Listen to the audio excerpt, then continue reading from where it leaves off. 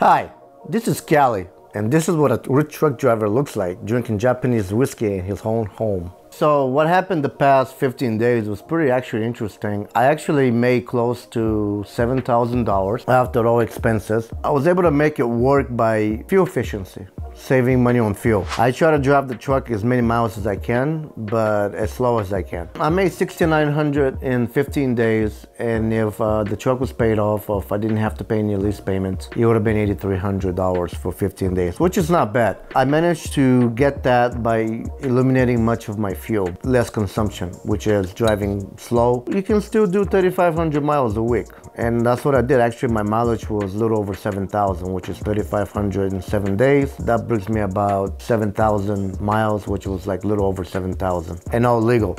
So you can still do 3,500 miles a week with a slow truck, not get tired. You can average 500 miles a day. I actually was averaging about 550. The fuel is the biggest issue. You know, if you can save money on your fuel, you're gonna have a bigger check. I went from 2,100 to 7,000, and that's mostly has to do with saving fuel.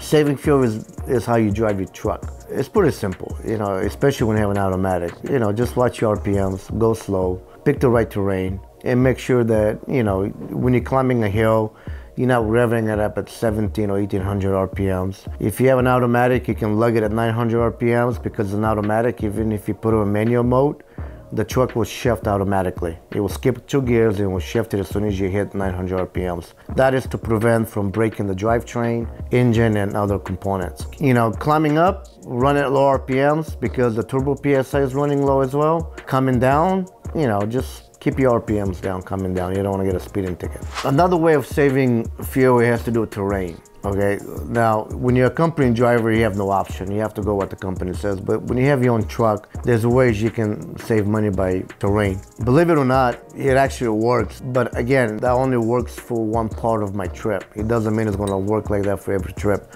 When you pick a terrain, you can actually save money on fuel. When I ran from West Coast to Toronto, I went like an hour and a half out of the way. I went an hour and a half out of the way. I might have spent maybe an hour going through the mountains, and the rest of the way was mostly flat. If I took the shortest cut, which is driving to Wyoming, well, if people know Wyoming, most of Wyoming is like a roller coaster ride, up and down, up and down. And sometimes, you know, it helps, sometimes it doesn't, but in my case, it helped me out because going an hour and a half out of the way, actually, I was able to get 9 miles to the gallon. I think it's either 65 or 68,000 pounds. I'm not sure the weight on it.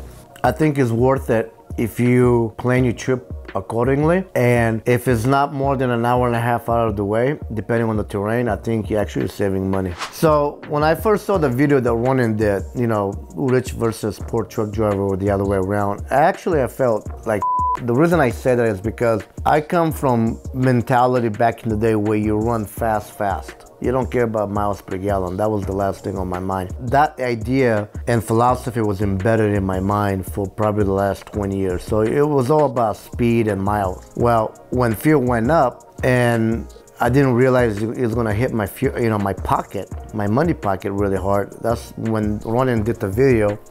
It actually opened my eyes. In fact, I even called him and I thanked him for making the video, because I didn't realize the difference when it comes to numbers, because fuel, it is the biggest money killer in the trucking industry. So when I saw that video, I felt like shit, but I got my stuff together and I changed my mentality. I decided to change things. You know, when you hear guys say, oh, I'm doing 75 and I'm pushing 8.5 miles to the gallon, sure, you know, you're probably driving a flatbed going downhill in neutral. But the point is that, you know, when you're pulling heavy loads, you want to slow down. When you slow down, you get more money in your pocket because you're not really blowing your money out of the, you know, the tailpipe, and that's what I was doing. And that video kind of opened my eyes because, again, I come from a different culture, right? I used to, back in the day, I used to ride with the Outlaws and the Cowboys, so everything was speed and, you know, being up for 2 or 3 days. No one cared about fuel economy, and fuel wasn't that expensive back then. Now, you know, fuel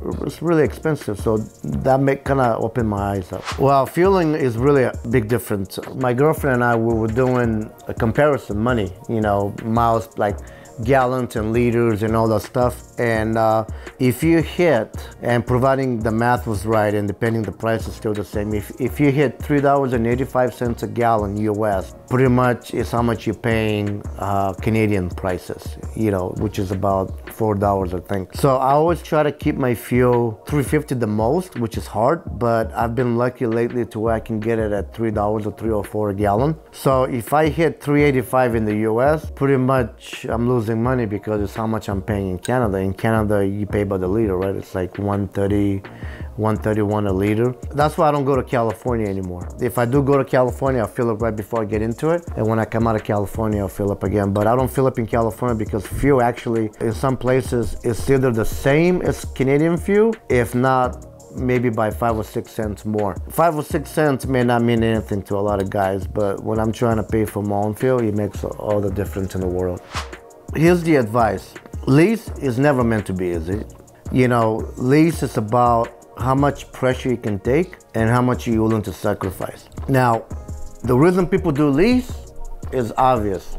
People can't afford a brand new truck from a dealership. People can't afford to buy a $200,000 truck. So people get into the lease. You know, back in the day when the lease started, it was, you know, you can lease a brand new truck, what, 20 years ago? And if you can't make your payments and you quit, then the financial company come after you and they say, oh, you know, you owe us $100,000. Well, companies got smart because they realized people can't make it. And that's just common sense. Why? Because of pay and other stuff. Then they started, well, you know, if you get into lease, you can always back off and all that stuff. So that kind of shifted into the area to where it's okay if you quit. We're not going to come after you when it comes to money. Lease is probably one of the hardest things to do because, one, the truck is not yours. It will never be yours until it's paid off. Second, a true lease, you're going to have a balloon payment at the end, okay? You're going to end up paying $30,000, $40,000, which is kind of ridiculous. If you're going to get into lease, be prepared that you're going to have a lot of problems in everything. You know, if it's a new lease,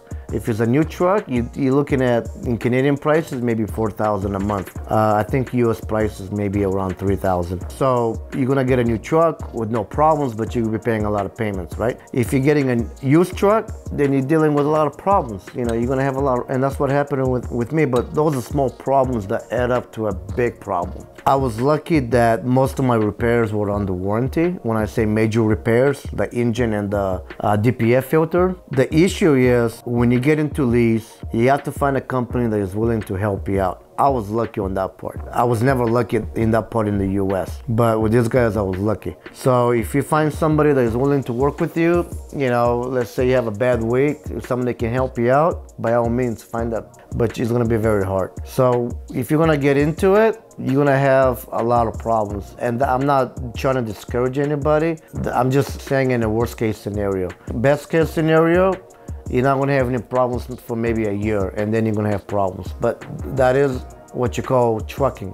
Trucks break down, equipment breaks down. And if you're not prepared financially, it can put you in the hole. So my plan is what it is pay off the truck and drive it until it falls apart, drive it until the engine blows up. Because the engine's been rebuilt, they just replaced the DPF filters. A lot of work's been done to it. So I have another maybe 4 years left on that truck without doing any major repairs, so I would drive it. And if I take care of it, it may last me, I don't know, a little over 1 million miles. Manufacturing standpoint, those engines that Detroit makes for the Cascadias, I was reading the manual and it says 1.2 million miles guaranteed. Now, how accurate that is, it depends of, you know, from a driver to a driver. So I would say drive it, save your money. Don't get into a new truck until you actually have some money and get yourself in a better financial situation and then buy yourself a new truck. Again, when you buy yourself a new truck, it doesn't mean you're not going to have problems. It means you're going to be stuck with a high payment.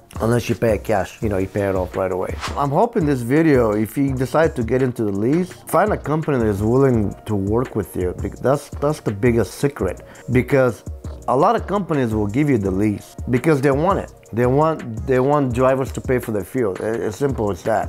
You know, they want you to offset their cost depending how big the company is. So everybody wants to live the American and the Canadian dream, and that is to have a lot of money, to have a nice house, to have a car. But the reality is, for every 3 or 4 successes, there's 20 failures. So if you're wanting to do that, number one is find a decent company that is willing to work with you, and that's the hardest part. It's not the truck, it's not the miles. They will give you the miles because if you get paid by the mile, they have to give you all the miles because it's how you pay for the payments, it's how you pay for the fuel. So, secret is find a company that's willing to work with you, and that's the hardest part. One video from running opened my eyes. Opened my eyes to the point because I didn't really think, and I'll be honest with you, and that would sound really like lame or ignorant, but I didn't think a truck would get 8 miles to the gallon. Why? Again, I grew up in a culture to where I was riding with different people back in the day, and things were different back in the day, and popping pills and staying up for 2 or 3 days, delivering your load, and no one cared about fuel mileage. So fast forward 20 years, I didn't think a truck would get 8-9 miles to the gallon. I was actually surprised and shocked.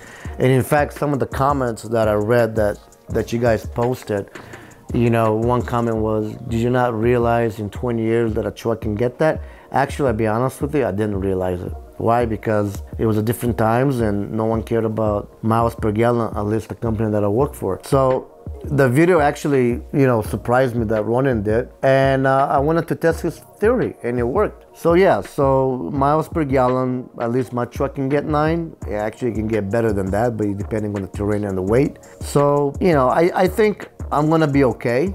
And I think I'm gonna make the money that I wanna make because we all have numbers that we wanna make.